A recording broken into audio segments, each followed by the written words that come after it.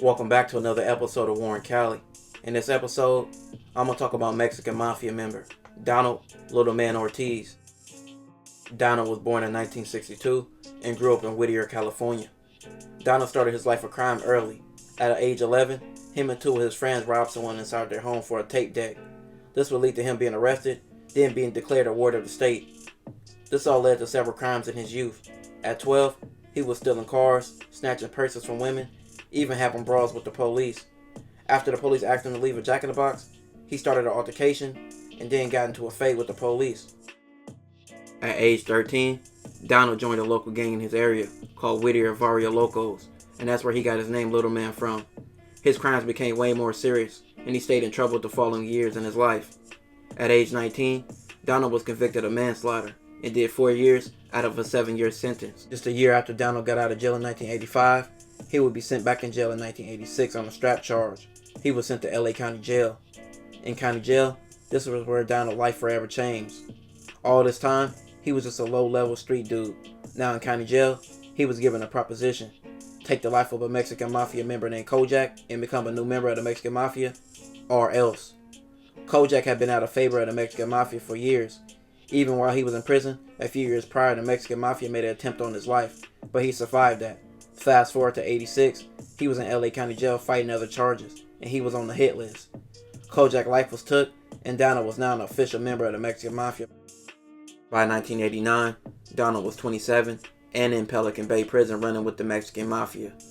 He was released a few years later and was back on the streets making moves and running the streets for the Mafia. But in 1995, police were doing a big investigation on the Mafia, and they discovered Donald was on the Mafia's hit list. The Mexican Mafia members had a meeting in a hotel discussing business and other members, which one of the Mexican Mafia members was a rat and he was wearing a wire. Police also bugged the room. It was discussed how a leader in the Mexican Mafia named Daniel wanted Donald took out for his disrespect, stealing money, and the biggest thing of all, he actually never did the hit on Kojak. Another man named Tommy did it, and he was later sentenced to 11 years for taking the life of Kojak. Donald was later sent back to jail and received 2 years for being an accessory. Daniel felt betrayed. He co-signed Donald to the Mafia, and the whole time he was a fake. In jail, Donald was moved to protective custody after police found out the plans of the Mexican Mafia. All the guys that were in the room planning Donald's demise were later sentenced to life for the plot. Donald finished his 2 years in PC with no incident, but he would be back shortly around 98 for a parole violation, where he was sent to Chino. On the yard at Chino, he was stabbed multiple times. They tried to put him back in PC, but Donald manned up and said, if they want me, they can come get me. In 2001, he was released, but once again, he couldn't stay free. He was sent back to jail for 19 years for taking a car and having possession of several things. Donald was released in 2019 and jumped right back into the streets. Just a few months of being out, he was sent back to county for taking a strap from a man. He received 1 year and 4 months. In 2021, Donald was living in Chino. He was found on November 19th, laid out in the street lifeless. It is said he was arguing with a man. The next thing you know, he was taking a headshot.